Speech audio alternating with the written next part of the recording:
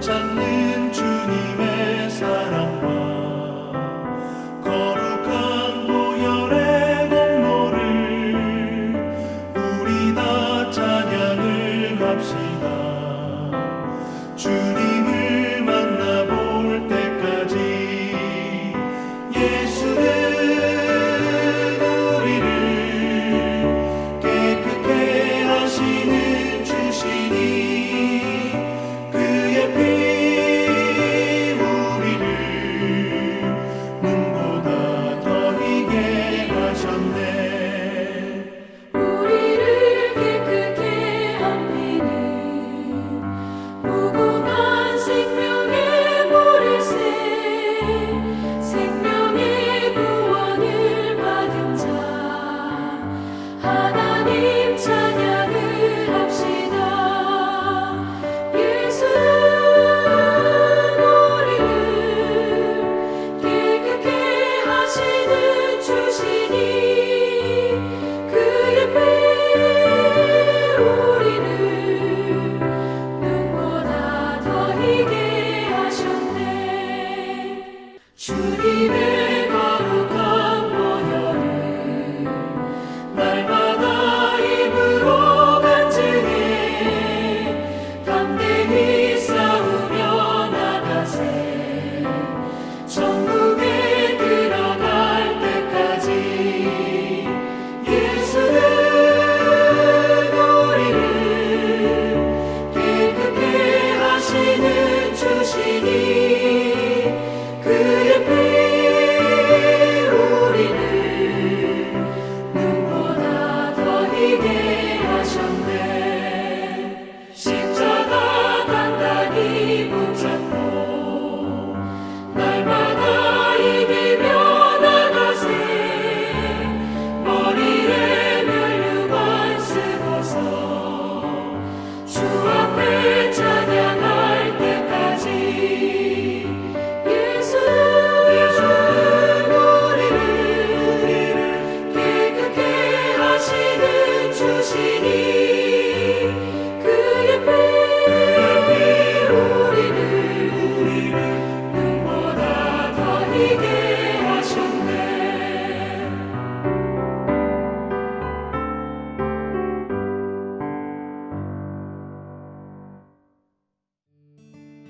오늘 우리에게 주신 하나님의 말씀은 마가복음 5장 35절에서 43절까지의 말씀입니다. 아직 예수께서 말씀하실 때에 회당장의 집에서 사람들이 와서 회당장에게 이르되 당신의 딸이 죽었나이다. 어찌하여 선생을 더 괴롭게 하나이까? 예수께서 그 하는 말을 곁에서 들으시고 회당장에게 이르시되 두려워하지 말고 믿기만 하라 하시고 베드로와 야고보와 야고보의 형제 요한 외에 아무도 따라옴을 허락하지 아니하시고 회당장의 집에 함께 가사 떠드는 것과 사람들이 울며 심히 통곡함을 보시고 들어가서 그들에게 이르시되 너희가 어찌하여 떠들며 우느냐? 이 아이가 죽은 것이 아니라 잔다 하시니 그들이 비웃더라. 예수께서 그들을 다 내보내신 후에 아이의 부모와 또 자기와 함께한 자들을 데리시고 아이 있는 곳에 들어가사 그 아이의 손을 잡고 이르시되 달리다굼 하시니 번역하면 곧 내가 내게 말하노니 소녀야 일어나라 하심이라. 소녀가 곧 일어나서 걸으니 나이가 12살이라. 사람들이 곧 크게 놀라고 놀라거늘 예수께서 이 일을 아무도 알지 못하게 하라고 그들을 많이 경계하시고 이에 소녀에게 먹을 것을 주라 하시니라.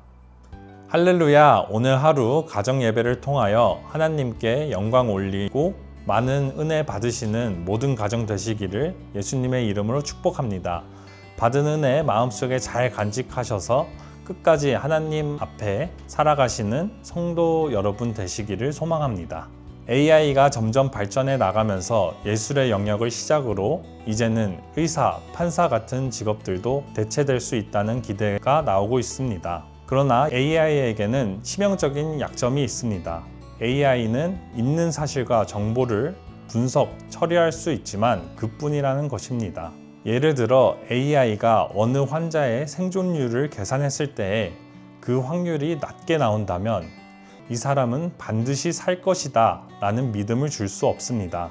높은 확률로 죽을 것이 사실이기 때문입니다. 하지만 여기서 보이는 진실은 사람의 살고 죽는 문제의 주관자는 바로 하나님이시라는 것입니다. 오늘 말씀에서 이 사실과 진실 사이에서 큰 슬픔을 겪은 야이로가 나옵니다. 누가복음 8장에서는 야이로의 죽은 아이를 무남동녀라고 기록합니다. 그러니까 야이로에게 이 죽은 아이는 세상에서 가장 소중한 보물이자 소망이자 미래였습니다.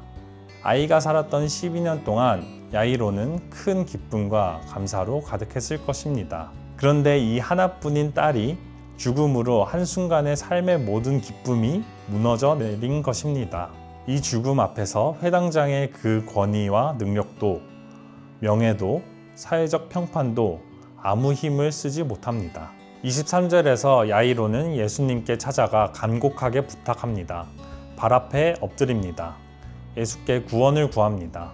야이로가 예수님이 응답하실 때까지 애절하고 계속해서 매달리는 장면을 보여줍니다. 주님께서는 그런 그의 간절함을 보시고 야이로의 집으로 발걸음을 옮깁니다. 그런데 가는 도중 예상치 못한 혈류증을 앓던 한 여인이 예수님의 옷자락을 만집니다. 그녀의 믿음의 행동으로 그는 병을 낫고 예수께서 그 여인에게 딸아 라고 부르시며 정체성을 바로잡아 주셨습니다. 이 아름다운 이야기 속에서 야이로는 전전긍긍합니다. 딸의 목숨이 지금 넘어가기 직전입니다. 1분 1초가 아까운 상황입니다. 그런데 여인과의 대화가 끝나기도 전에 사람들이 와서 충격적인 사실을 전합니다. 당신의 딸이 죽었나이다. 딸 아이가 죽은 것입니다. 그런데 사람들은 여기서 덧붙여 한마디를 더 합니다. 어찌하여 선생님을 더 괴롭게 하나이까? 여기서 사람들은 예수님을 주님이라 부르지 않고 선생이라 부릅니다. 이 예수 선생은 병은 고칠 줄 모르나 죽음은 어찌하지 못할 것이다. 포기하라. 죽음만큼은 그 누구도 이길 수 없다는 것이 세상에 깔려있는 사실입니다. 죽음만큼은 그 누구도 되돌릴 수 없다는 것입니다. 이때 예수님께서는 36절에서 말씀하십니다. 두려워하지 말고 믿기만 하라. 두려워하지 말라는 말씀을 주십니다. 이런 상황 속에서 보통 사람들이라면 슬퍼하지 말라고 위로해야 할 것입니다. 그것이 맞습니다. 하지만 주님은 두려워하지 말라고 하십니다. 이 두려움은 곧 원망이 되고 원망이 포기가 되어버리고 포기가 곧 영적 죽음이 되어버리기 때문입니다. 예수님께서는 나를 믿음으로 두려움을 거두라 하십니다. 내가 왔으니 이제 두려워 말라. 내가 여기 있다. 문제가 해결될 것이다. 라고 말씀해 주십니다. 드디어 예수님께서는 야이로의 딸 앞에 섰습니다. 그리고 그 자는 아이에게 달리다쿰이라 말씀하십니다. 소녀야 일어나라 라는 뜻입니다.